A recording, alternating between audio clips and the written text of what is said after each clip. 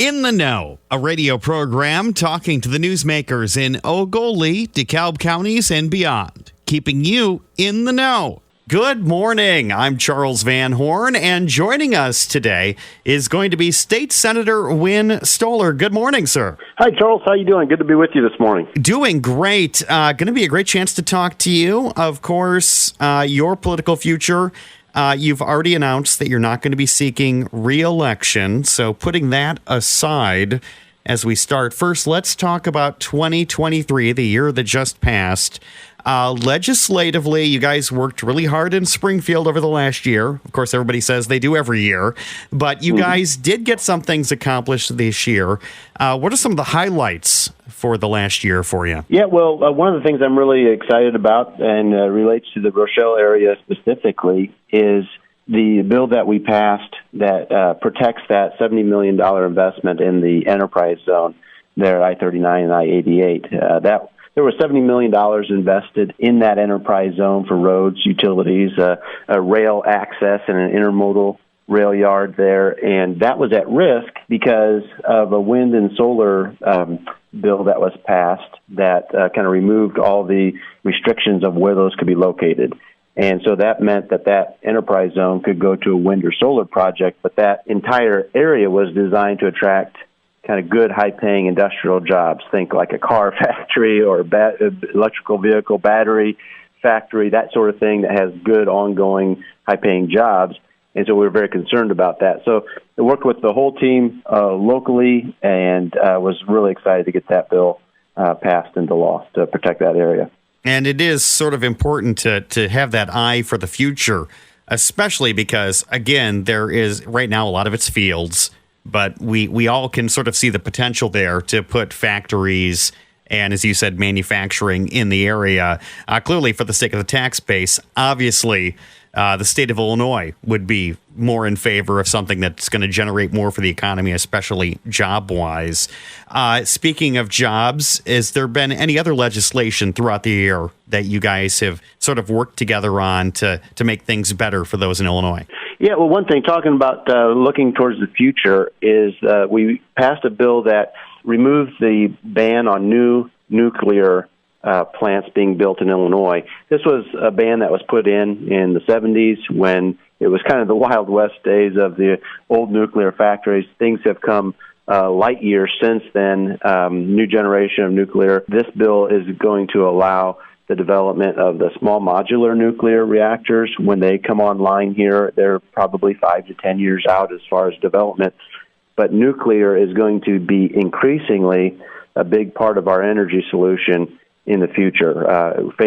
Coal and natural gas are being phased out, and wind and solar are part of the answer, but there are times when the wind doesn't blow and the sun doesn't shine. And so as far as the base load of on the grid, as far as the amount of power being generated, we really need that nuclear base. And so this bill is a good forward-looking bill as far as our energy plan for Illinois. And nuclear energy is very important, especially here in Ogle County, obviously with the Byron facility. Nuclear plants, as you said, in the 70s, there was sort of that whole whiplash reaction from 3 Mile Island and other things that made everyone want to take a step back. And when you talk about these small modular nuclear facilities, what do you think the future holds for those in Illinois? Do you think we're looking at those in every community, or maybe just, as an addition to certain power substations? How do you think you envision that being put into effect going forward? So, yeah, my understanding is they're very flexible. And so you could have, say, a factory that wanted to supply their own electrical needs, and so they could put one in for a factory. Perhaps a community could do that, maybe as a backup, or maybe to power a small area.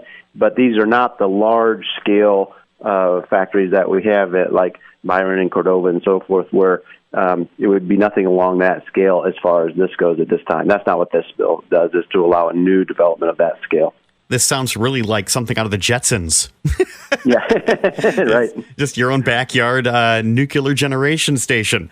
Joining us on the phone, Senator Win Stoller. Last year, a lot of legislation came through. Some stuff didn't. What was one of the bills that you worked hard on that just never got through? Well, one of the things I was disappointed by is the Invest in Kids. That's the scholarship program, privately funded scholarship program to allow lower income kids to be able to go to a private school of their choice. That program died, unfortunately. It had a sunset date that was at the end of the year this year, and that did not get extended. It's interesting that most of the country is going towards more school choice. To hold, competition is good. That's what our free market is based on, competition, and with schools as well. If there are underperforming schools, now we have a lot of good schools out there, but if we have some underperforming ones, should people, especially lower income folks that do not have the ability to otherwise have a choice, shouldn't they have a choice on and this is a very relatively small program that's privately funded? It's just kind of a real tragedy to see this program end.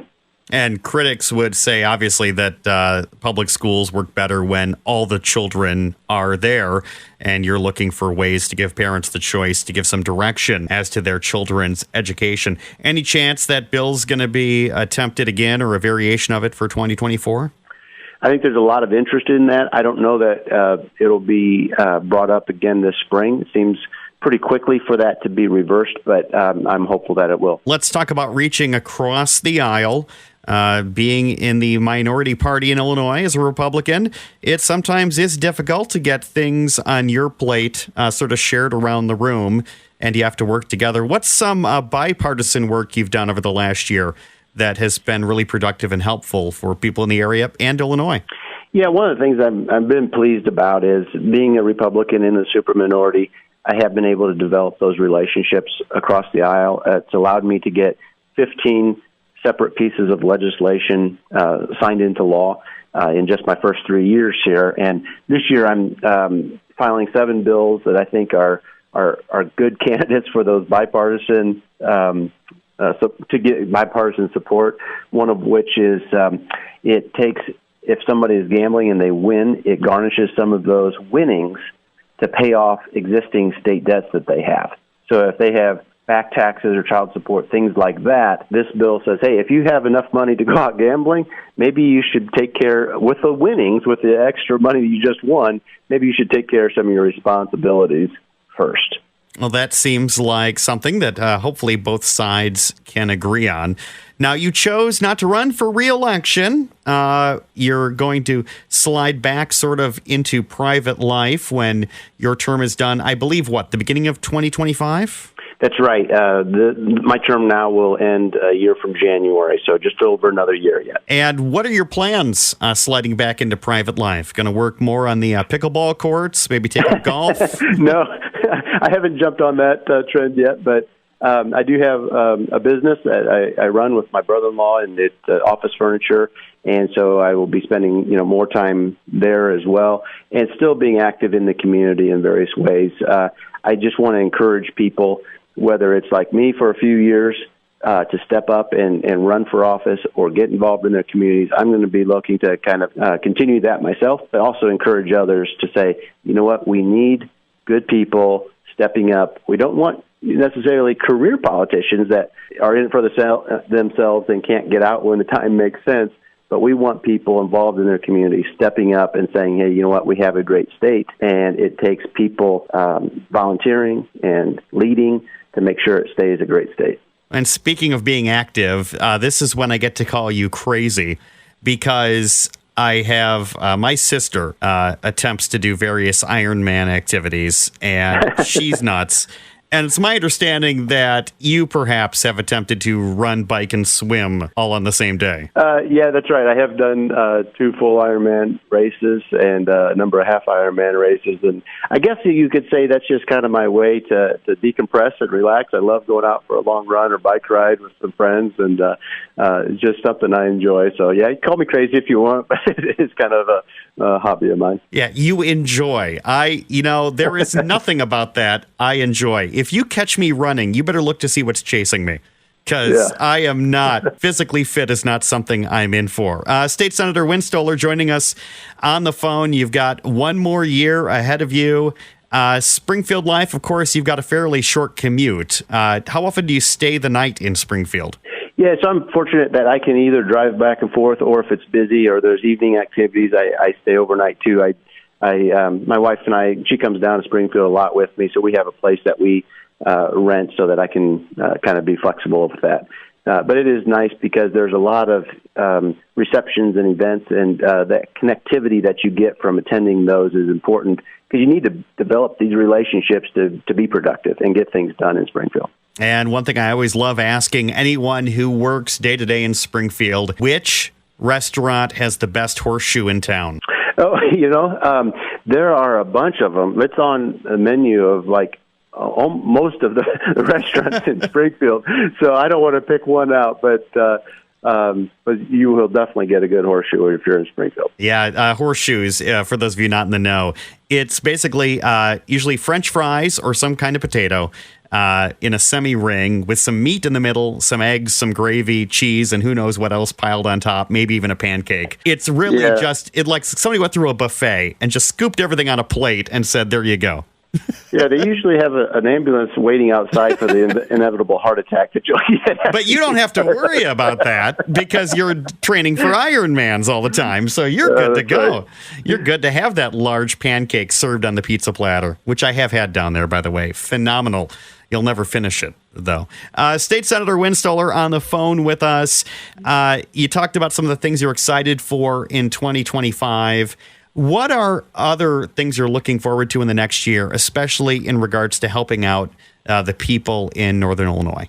Yeah, well, two things I'm excited that we're doing again is the summer reading program is very, very well attended and a lot of involvement last year, and that's basically encouraging kids to keep their minds active over the summer by reading books, and then we come alongside them, help them track that, but then reward them with an ice cream party at the end of the summer, and it's just a lot of fun. So I'd encourage parents to keep their eyes out for that upcoming this summer. And also my Youth Advisory Council, which that's high school children that we bring together. This last month we got together in Dixon, and we show them kind of insight to government, how the state government works, the bill process. They actually come up with a bill idea that in the spring we will take them to Springfield and actually run that bill in kind of in a mock setting as far as going through committee and debate it and show them the entire process of how that works.